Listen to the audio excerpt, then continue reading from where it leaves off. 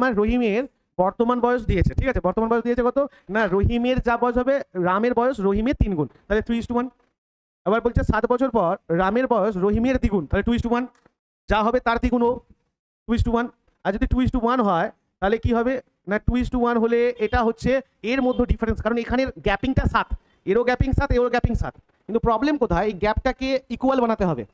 এই গ্যাপটাকে যদি ইকুয়াল বানাতে হয়, মানে এই যে 1 আর 2 এর ডিফারেন্স কত, 1, আর এই দিকের ডিফারেন্স কত, 3 আর 2 এর ডিফারেন্স কত, 1।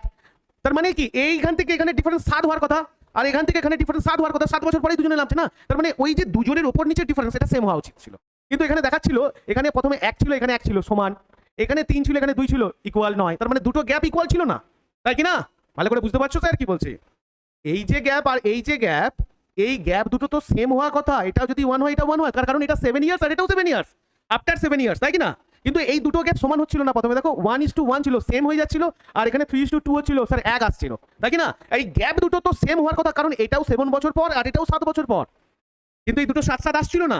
সেই জন্য কি করলাম না, এই দুটোর মধ্যে ডিফারেন্স তৈরি করলাম, এই দুটোর মধ্যে ডিফারেন্স এনেছি 2, আর এই দুটোর ডিফারেন্স ছিল 1, একে 2 বানাতে হবে। যদি এই দুটোর ডিফারেন্স সেম করে দেওয়া হয় না, তাহলে এই দুটোর গ্যাপ সেম হয়ে যাবে, মানে ইকুয়াল হয়ে যাবে।